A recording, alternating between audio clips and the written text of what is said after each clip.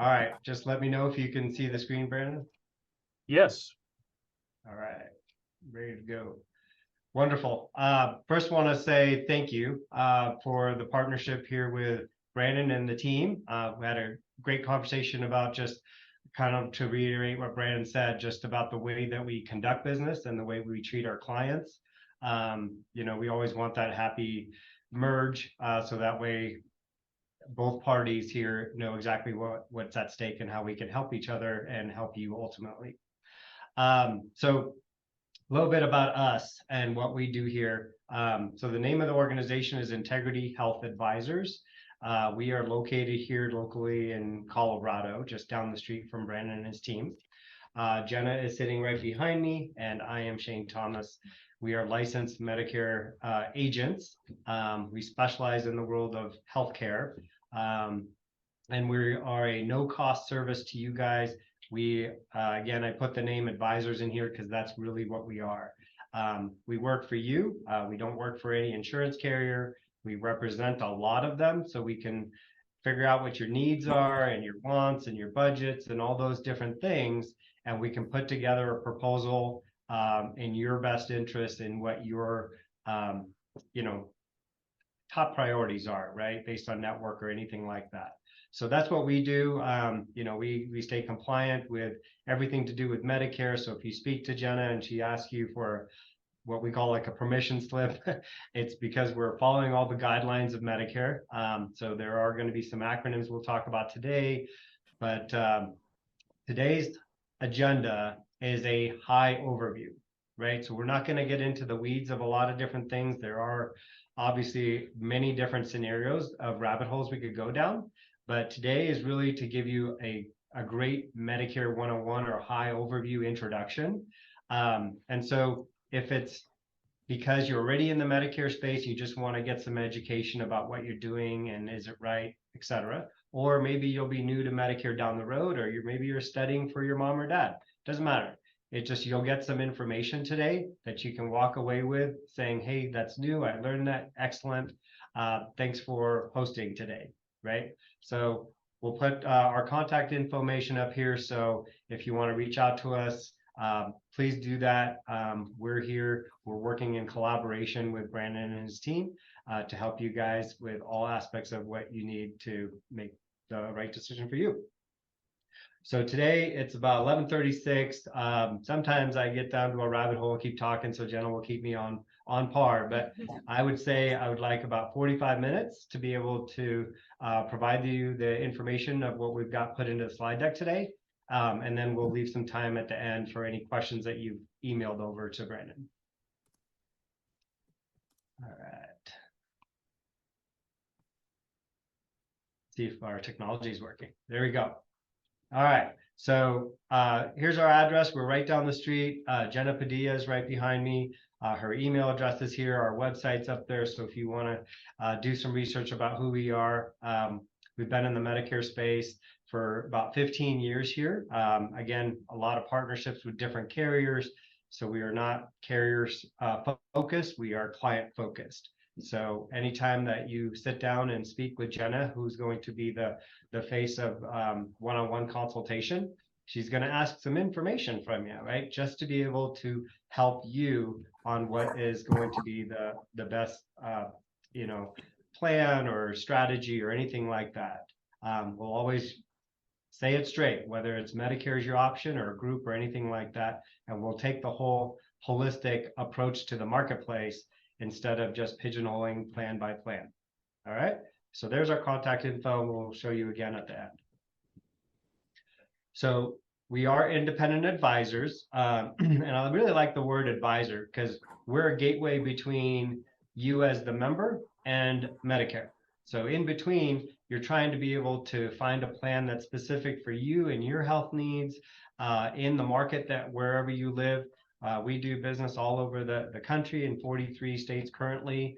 And everybody's needs are going to be a little different. And the product offerings are going to be very, very different. So we want to advise you correctly, being that we understand kind of the concept. So we will find whatever's available for you that Medicare has approved. and we will put together a package, and then you pick and choose what makes the most sense for you at that time. Okay, we can conduct our presentation with you in person if you're local, over the phone, through Zoom like this, or Google Meets, or anything like that. So you just let us know what's the most comfortable for you. All right, so our conversation today is obviously about Medicare. So some of the topics we're going to talk about today is Medicare. What really is that? Who's eligible for Medicare? What are my options? How do I enroll in Medicare and choose the correct plan for myself? And where do I get some resources? So we'll touch on all these here points, but this is kind of our outline on our agenda of what we're going to go through today. All right, let's start with Medicare. What is Medicare? I feel like when we're talking to individuals out there, we'll have a confusion about what's Medicare, what's Medicaid. Those words just kind of get thrown around. What we're specifically talking about here, and I'll use some generalities, is that we're talking about somebody who has a U.S. citizen or been a resident for longer than 5 years, has paid into the system, and is looking for health care at the age of 65 and above. So Medicare is the federal health insurance that we're talking about, managed by CMS, or Center for Medicare and Medicaid Services. It was written into law in 1965, so it was a long time ago. Things have changed since then, but I will tell you, it doesn't change very fast or very quickly. But so sometimes changes to the Medicare system implement very slowly.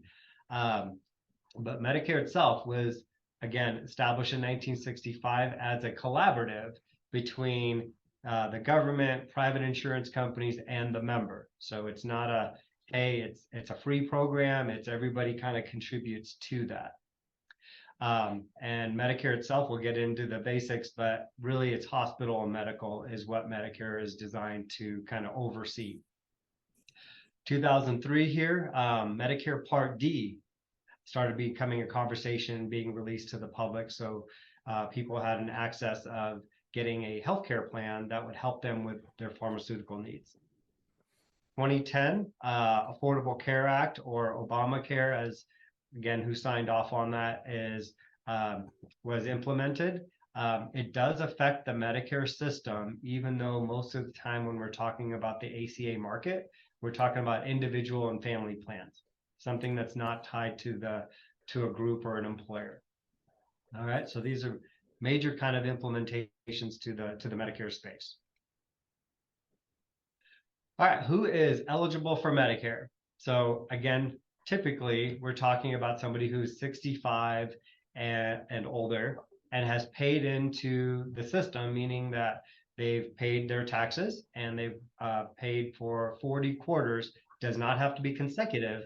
It's just on average, it's about 10 years, or a U.S. citizen or a resident for 5 years. So those are three kind of requirements to be able to be eligible for our federal health insurance, which is what we call Medicare. Exceptions to every rule, and the one exception here I've got listed is somebody could be on Medicare under the age of 65.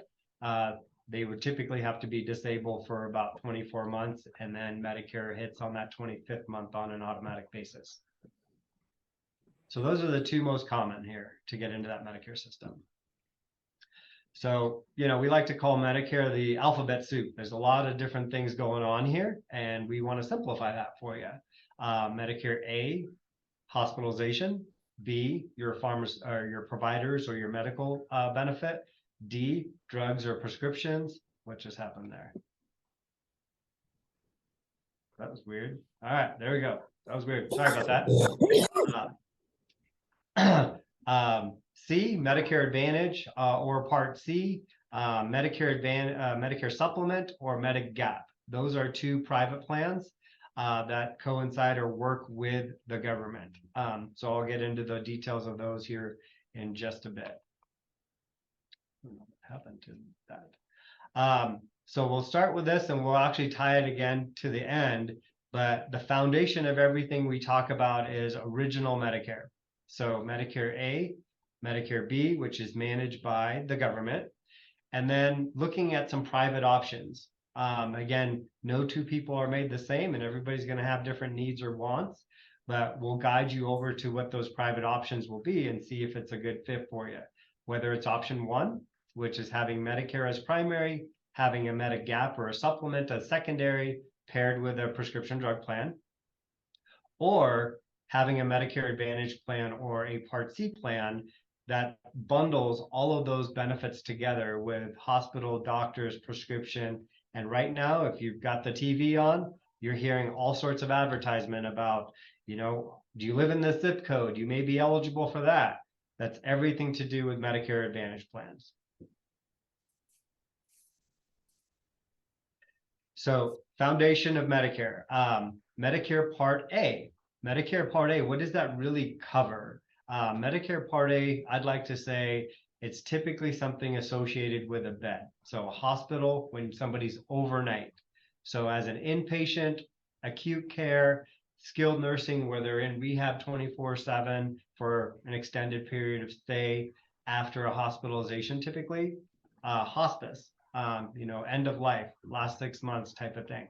Those are all benefits that are under the umbrella of Medicare Part A. If we and with Medicare Part A, how is somebody eligible for that? Again, we're talking about that general 65 and above. So after somebody turns 65, let me say 64 9 months. So 3 months prior to their 65th birthday month, they can be eligible for Medicare Part A as long as they again paid in those 40 quarters. If they're collecting Social Security, which again, that's a conversation for you to have with Brandon, is to say, do I turn that on at 62 or 65 or 67? That's a financial conversation. But from a simplistic approach, if somebody was starting Social Security prior to 65, they will automatically be enrolled into Medicare A and B as in Bravo on the first of their birthday month. Okay. Again, if they're not and not collecting Social Security or they need Medicare Part A, we can help you figure out if that's the right course of action. And we'll use the Social Security Administration as our gateway to enroll you in Medicare Part A or Medicare Part B, whatever is fit. So what does Medicare Part A actually do? Medicare Part A, again, under that hospitalization benefit, Medicare pays a majority of the cost because they are a health insurance provider when it comes to Medicare Part A. As far as premium for Part A, as long as somebody's paid in to be eligible for premium-free Part A, there is no monthly expense to the member, which is yourself. But when somebody utilizes their hospitalization benefit, there is what's called a deductible.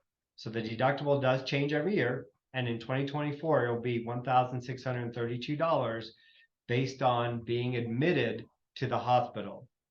Very big difference being in observation or outpatient versus being admitted.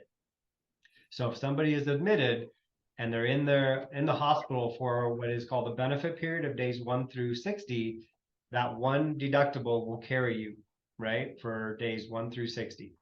If somebody's in the hospital for 5 days and leaves and comes right back for something else, a brand new benefit period and a brand new deductible. Okay, so that's how Medicare Part A does work for kind of those things we just talked about, right? Being in something that's associated with the bed. So if Medicare Part A is hospitalization, Part B is, you want to think of anything else that has to do with same-day services. So some of the services, and the reason I say that is it's a big, long list. But again, some of the services would be going to see your physician, primary, specialist. It could be physical therapy. It could be taking an ambulance or a flight for life or getting oxygen. Think of all these things as the same-day service. So it falls under Medicare B as in Bravo. A and B are very, very different from each other. So please know that. So with Part B, it's typically a high deductible plan, meaning that Medicare Part B has a deductible. It's $240. But unlike Part A, where it was per occurrence, this is a one-time deductible for the year. It starts January 1. And whenever that client utilizes a Part B service, it triggers that deductible. So once somebody meets that deductible and pays that $240, after that, Medicare pays $80, and then the client will pay 20% of any of those services we just mentioned, right? Doctors, ER, any of those things. So you really don't know what the cost of it is until you get your 20% Medicare summary notice from the government. There is no max out of pocket, so that 20% can keep adding up and adding up. And the cost of Medicare Part B, which is set by the government, is typically we see it at $174.10 if starting in January, based on people's income of 2 years ago. So it's always on a 2-year lag. So right now it's 2023. So Social Security is telling Medicare what somebody's tax return was in 2021. And then come January of this year, 2024, they'll start using the 2022 tax return and submitting that information. And there's several different tiers, but the basic tier says, hey, you owe $174.10. If there's what we call income related monthly adjustment, or you have a higher earnings, that means that you're going to proportionally pay more into the Medicare Part B contribution amount. Okay. So one of the things that we'll just kind of get ahead of is I hear, and Jenna hears a lot of, hey, Medicare has penalties and I need to enroll. And there's a lot of different scenarios that can play there. But one of the biggest things is Medicare Part B. There can be late enrollment penalties if you do not have certain things going on, like a large group employer, things like that. So that's really one of the biggest things that we hear is, I need to do something at 65 because I don't want a penalty. We will help you guide and make sure that you don't, because once there's a penalty, it stays there for life. Part D, the prescription drug program. So again, this is kind of a carve out. As we mentioned, it started in 2003, and Medicare says, hey, we already run A and B. We don't want to run Part D. So we'll oversee it and we'll regulate it, but we'll have a private company actually administer Part D. So anytime somebody has a Medicare Part D, it's always going to be through a private carrier, United, Humana, Cigna, somebody like that, versus saying my Part D is through the government. It's regulated by them, but it's not administered by them. You need to have Medicare A or B in order to be eligible for a Part D program. Formularies, which is the bucket of medication, will differ from company to company to company. So part of what Jenna and I do is make sure that, hey, this consumer takes 2 medications or this one takes 5. In the year of 2024, which company covers those medications at the lowest cost at the right pharmacy for that consumer? We'll do all those due diligence for you to the best of our ability, of course. Part D also has a penalty, so we need to make sure that in a timely fashion, we help you have a pharmaceutical plan in need to pick up your prescriptions, but also to avoid any future penalties. So the prescription drug plan, every single time that the prescription is covered, it's going to be covered on some sort of a tier system. Tier 1 and 2, these are typically what we see as your generics and the lower cost medication. 3, 4, and 5, you're getting to much higher cost medication to you from a copay or co-insurance position, and to the carrier that is your Part D provider. There can be tier 6, but again, typically we see tiers 1 through 5. So we'll help you figure out, hey, which kind of your estimated cost per month, or if you do mail order every 3 months based on your medication and your plan. The biggest questions that I probably get, Jenna might agree with me, is under the Part D side. It's a confusing numbers game, but there's a simplistic way to explain it is there's 4 different stages of a Medicare Part D program, and any Part D that the government regulates, they all follow the same suit. The first is, and I didn't put it on here, does your plan have a deductible? If it does, that's the first thing that you're going to come out of pocket. Right after that, you'll hit this initial coverage, and I like to use that as the copay stage. You have a fixed cost of $5 here, $10 here, whatever the copay is. That's the initial coverage.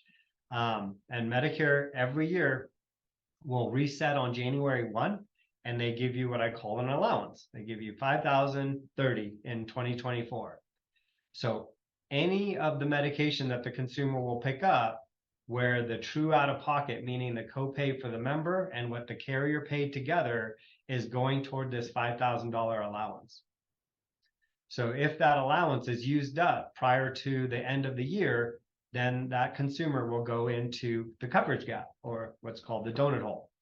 In the donut hole, instead of having a fixed dollar amount for your initial coverage stage where it was your copay, now you'll pay a percentage. Typically, it's 25% of the cost of the medication. So for example, if the medication is $1,000 and in an initial coverage, the copay may be $50, in the coverage gap, that will jump to $250 because you're paying 25% of the cost of the med. So when, again, the true out-of-pocket cost between you and the carrier gets to $8,000, I have an extra zero in there. I apologize. That's $80,000. Oh boy. It's 8,000. Then you're going to get into the catastrophic, which is the fourth stage, where your cost share will be zero. Of course, not everybody goes through all of these stages. Some of them, some people might get to stage 4, catastrophic, in January. It all depends on the cost of the medication for that individual and the plan that they're on. Okay. But I will update this slide. Thank you for bringing it up, Shane. All right. So some people do ask me, hey, Part D is very expensive. How do I avoid the donut hole? How do I not enter that gap? There is no way to do that. The only way to prevent yourself from getting into that coverage gap is taking lower cost medications so you don't exceed that $5,000 in allowance. There's no gap policy to go purchase that will help you. Getting samples, going down from a brand to a generic, these will help you. People that say, I don't even know what that is. I've never hit the donut hole. They could be getting extra help based on their income, or they're getting a subsidy from the government to be able to do that based on their income and assets. And maybe that's why they don't have one. But again, traditionally speaking, based on the cost of your meds, if you're exceeding that 5,000, you are going to get into that coverage gap. Sometimes I talk to somebody when they turn 65 and they take 2 meds and it's irrelevant. 3 years later, they're like, oh, I hit the coverage gap. What is that? Again, we're here on an annual basis to reevaluate your plan and update if we need to do that based on your current year's needs and wants. So right now is a major time where the conversation piece is about Medicare Part C or Medicare Advantage programs. Articles and just advertisement, all that kind of stuff.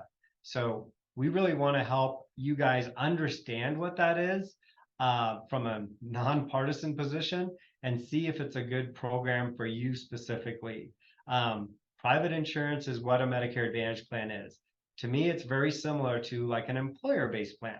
So if you had Cigna or United or Humana with an employer and you go into the Medicare space and you're looking at a Medicare Advantage plan, it's going to function very similar, where you're going to have one card from the carrier.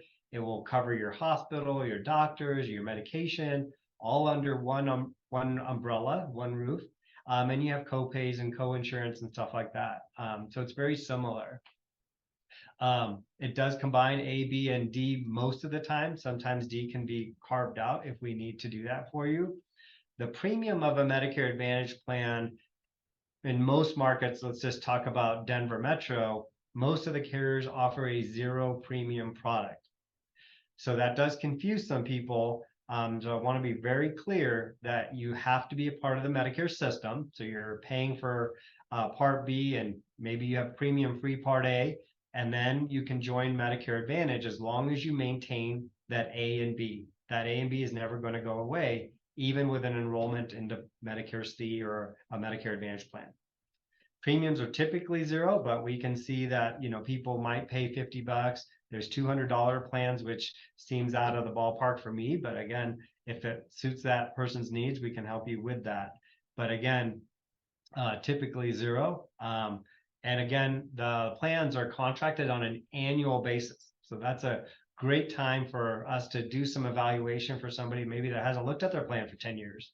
I'm presuming you probably want to talk to Brandon every year based on, what the market is doing or your financial needs are. This is a great thing with healthcare, is to be able to just have a conversation and say, what new companies in the market, or how have my plan benefits changed? How have your needs changed? And we can kind of make sure that they're in sync. So to be eligible for a Medicare Advantage plan, you need to have Medicare A and B. You need to live in the plan service area, not get service in the plan's area. So meaning that if your primary residence is in Park County, but you get all your services in Jefferson, we need to make sure that the plan originates in Park County, because that's where your primary residence is. So we will be able to do that for you. And to enroll in a Medicare Advantage plan, you need to have a reason. Can't just do it any time of the year. Plan's effective date is always going to be on the first of every month. Medicare likes to only recognize 12 days out of the year, so first of every month. So right now we're in Medicare's annual enrollment season. So it's kind of the open window where people can enroll between October 15th and December 7th for just because they want to, and it will start on January 1. The rest of the year, we need a special reason to do that. There are special needs plans out there, which are still Medicare Advantage plans, but people have to meet those special needs, whether it's medical or financial, in order to qualify. Different types of Medicare Advantage plans. So again, the market keeps changing. So if somebody looked at this 10 years ago to today, the landscape is very, very different. HMO plans were a lot more popular back then. They're still around today, but we're going to see more POS plans and PPO plans. All those acronyms mean is just really the network that you have utilization for based on the carrier. So, we've probably all heard of HMOs, and a lot of times people associate that with Kaiser only because they were the first one. It's like Kleenex and tissue. It's just what we become to kind of generalize. But HMO just means there's a network and you have to stay within that network. Point of sale, you have a lot more freedom. Typically with those, you don't need a referral, but it's still a network-based program. PPO, you may have had those through an employer in the past, or things like that. They give a lot more freedom. So you have an in-network channel of doctors and facilities, or you have an out-of-network and you get to choose. Obviously, it's going to cost you more to use that out-of-network. But again, based on the consumer's need, they may want more flexibility to see doctors out of state, and a PPO would allow you a little more access to be able to do that. Again, special needs plans is the type of Medicare Advantage plan based on different scenarios. So there's what's called Medicare Medicaid special needs plans. So that's financial. There's chronic plans that's based on different health needs. And they're, again, very specific to the marketplace. So when can I enroll? This is a really big conversation to have with somebody who's got that magic 65th birthday coming up. So we need to make some key decisions during that timeline. And really for us, it's starting on the 3 months before, maybe 6 months to have a conversation. But 3 months is really when we can start implementing a strategy of, do I take Medicare? Do I not? Do I have other insurance? Or is my spouse insuring me? All these different conversations to come up with a game plan and a strategy of what's in your best interest. We'll compare employer plans. Maybe somebody's still working, and what's the cost of that? What's the benefits look like from deductibles and stuff like that, comparatively to what Medicare has. I see some consumers just take the path of least resistance and just sign up for the employer plan because they've been doing it for 40 years. May help to just look at what Medicare has and say, if I'm entering the Medicare space and I take a Medicare plan, does that give me stronger health care? Does it lower my out-of-pocket, or do I lower my potential risk? So I can tell Brandon and the team my expenses for healthcare is going to be $2,000 or $5,000. You'll have some sort of way to kind of gauge that, to be able to set aside all your buckets that you need. One of the big things about that is making the decision based on having credible coverage. So we talked about it earlier, is avoiding that Part B and Part D penalty. So just doing nothing because it's overwhelming is to me, not very smart. We're here to fight the battle with you. So we'll help you, educate you, and come up with a game plan so you really understand kind of the trajectory of when to enter Medicare space. If you're self-employed or you're insured by the ACA or the individual market, you definitely need to come on the Medicare space. All right, let's let Donna in the room. Thank you for joining, Donna. All right. All right, so changing your Medicare plan. So for us, this is the crazy time. Sometimes people associate us as kind of like pseudo accountants. We're really busy in the fall and we take the rest of the year off. I'm just kidding. We do this all year long, FYI. But during this time of the season, October 15th to December 7th, is where every Medicare consumer is basically saying, do I want to stay in my existing plan? Do I want to move from Kaiser to United Healthcare for my Medicare Advantage needs, or whatever they may be, or changing prescription drug plans? This is the time of the year that we can help you. If somebody waits past that December 8th, they may not have an opportunity to update their healthcare plan. We have a short window, but we can get it done. We'll help you. Special enrollment periods. So why do we work outside of these 3 months? Because there's always exceptions to the rule. People are always turning 65 all year long, retiring. They're moving here to be with their grandkids. Whatever the situation is, there's always these exceptions to the middle of the year, and we'll be able to help them find a plan outside of annual enrollment period. All right, we talked a lot about Medicare Advantage plans. The other type of plan that's out there that's very popular with consumers is what's called a Medicare Supplement or a Medigap plan. Now, unlike Medicare Advantage plans, which are government regulated and approved, Medicare Supplement plans are state managed plans. So these state managed plans are getting approved by the DOI of Colorado, and they're standardized. What that means is if you look at this alphabet soup of A through N, and somebody says, I have a plan A through company X, and if somebody else has a plan A through company Y, they have the exact same coverage because they're standardized. What's going to differ is obviously the carrier that pays the difference of what Medicare doesn't cover, the premium, or any value add benefits that they build into the plan. But as far as coverage, each one of these plans are standardized and they're going to be the exact same from carrier to carrier to carrier.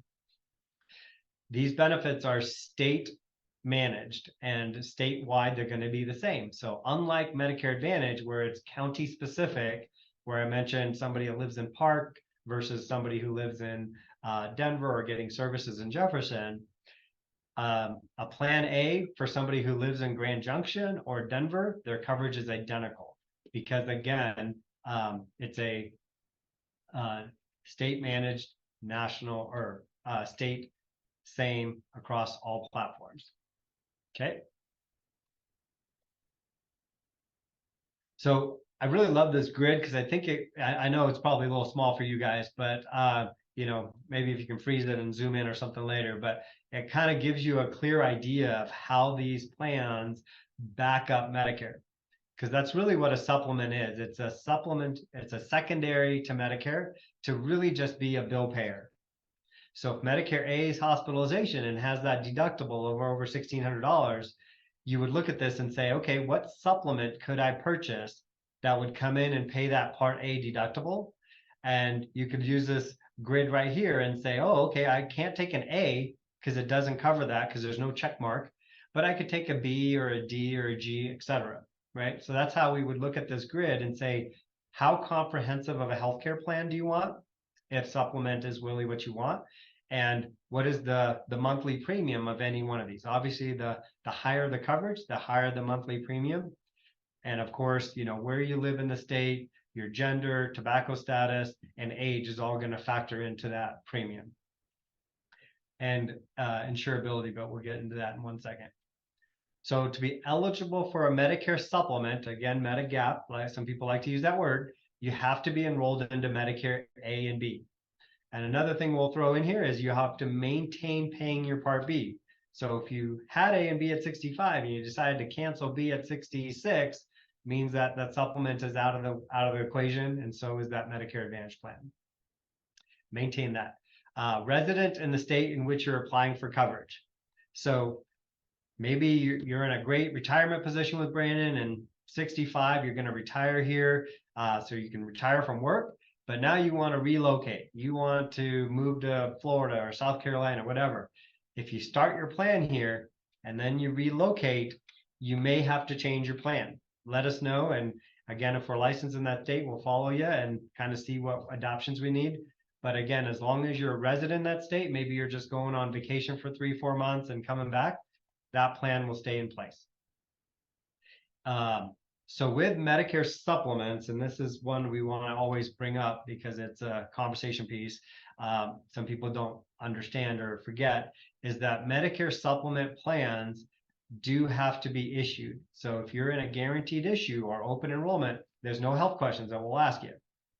But outside of open enrollment and guaranteed issue, and somebody wants to apply, we have to go through full underwriting. Means that we ask you what your meds are, what your health conditions are, and the carrier decides whether they'll issue you a plan or decline you. So sometimes that conflict or that misunderstanding is the ACA market or the individual and family plans market, there is no insurability. Everybody can go get a plan as long as they're in an open enrollment to do so. Medicare supplements are different. With Medicare supplement, you really want to think of it as a backup to Medicare and just a bill payer. It's not dictating your network majority of the time. There's certain plans that do, but most Medicare supplements off that grid we looked at are just a backup to Medicare. So if you have a plan A, it's very basic, as you saw, it's on the left-hand side. It's not going to pick up a lot of what Medicare doesn't cover.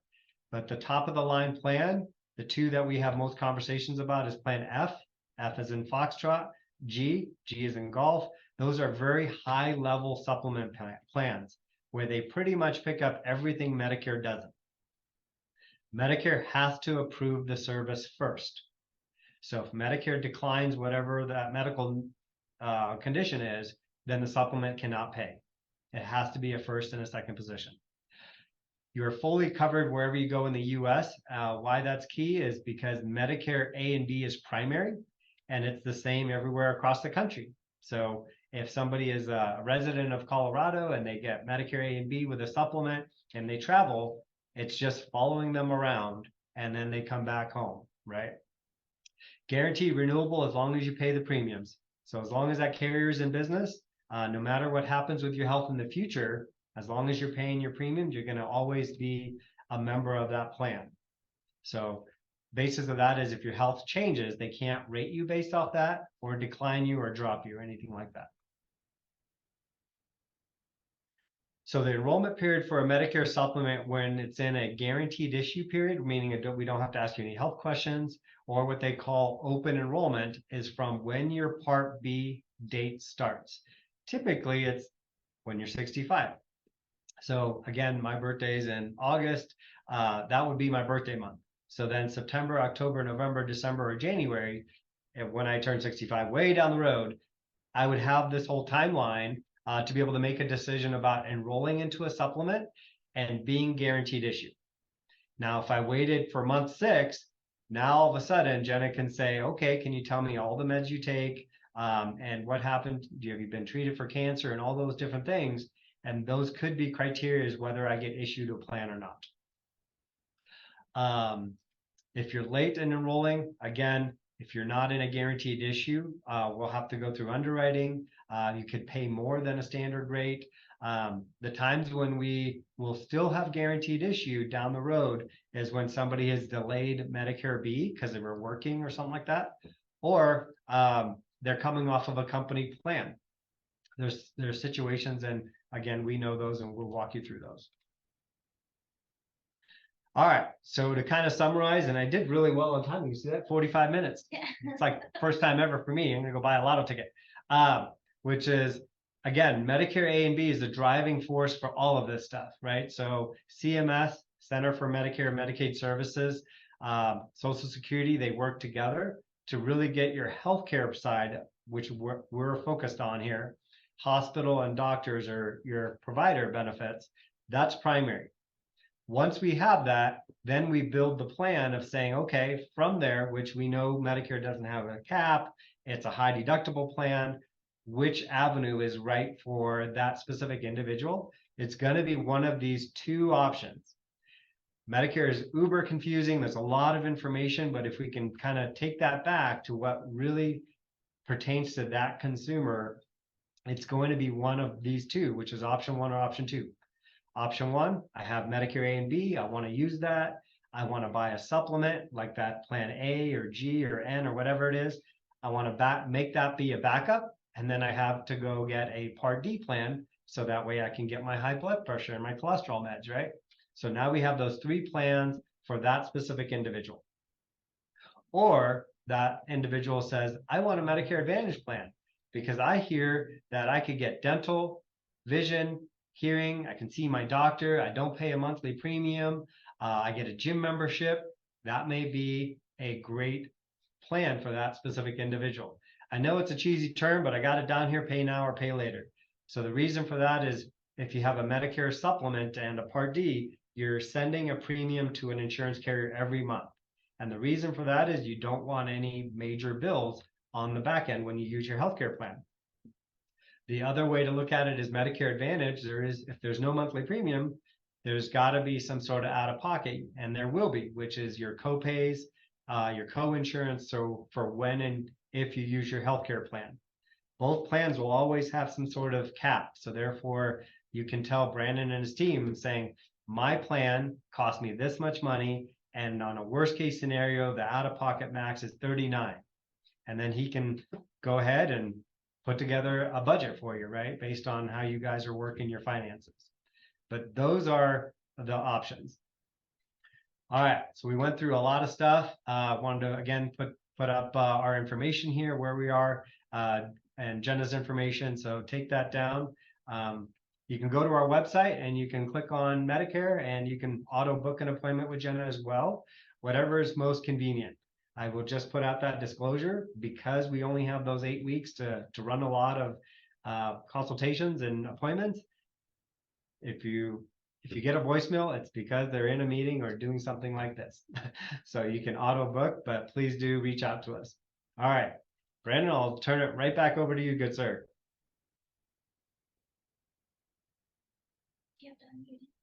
I don't think so. Let's see. Actually, you know what? Can you hear me now? I can, yes, sir. Oh, perfect. Okay. So we've had one question come in, and it was a gentleman who's 68, still has a full-time job, United Healthcare's coverage. Would love to hear just a little bit more, and this may be something that has to be addressed specifically, but at a high level, have you seen any benefits to continuing with employer insurance versus switching to Medicare? You know, trade-offs of co-pays, deductibles, those kind of things. Awesome. Yeah, great question. And this is exactly what needs to be done, right? So the consumer knows, hey, I have a good understanding of what my options are instead of just taking the path of least resistance and moving forward.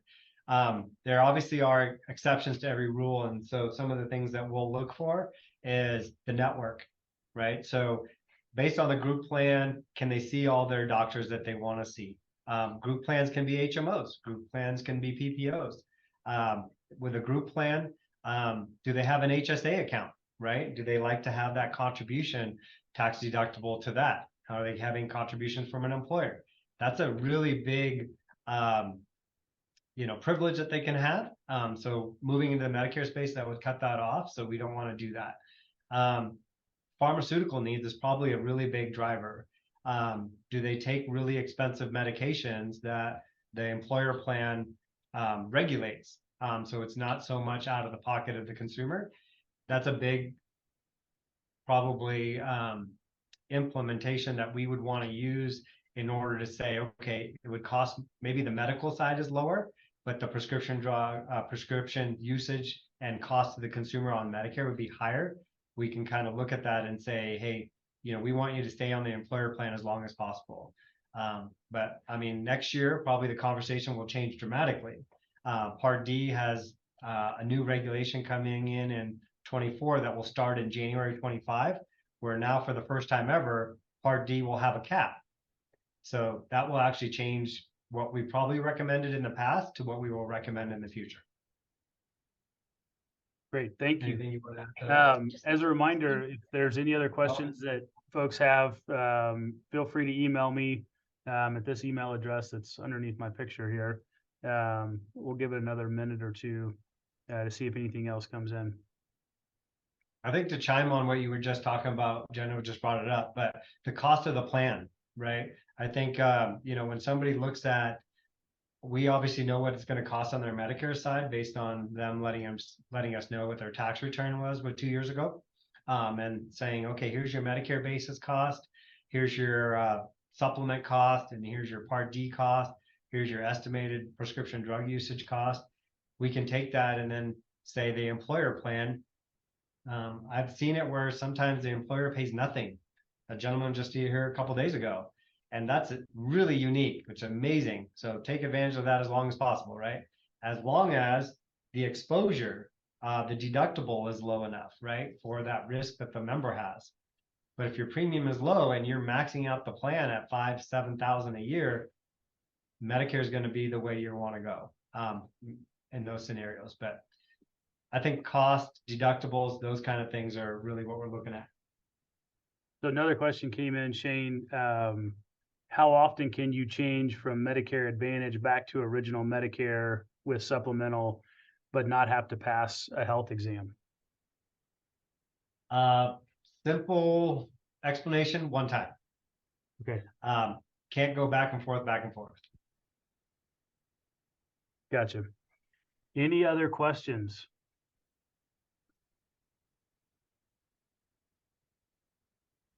All right, I'm not seeing any come in.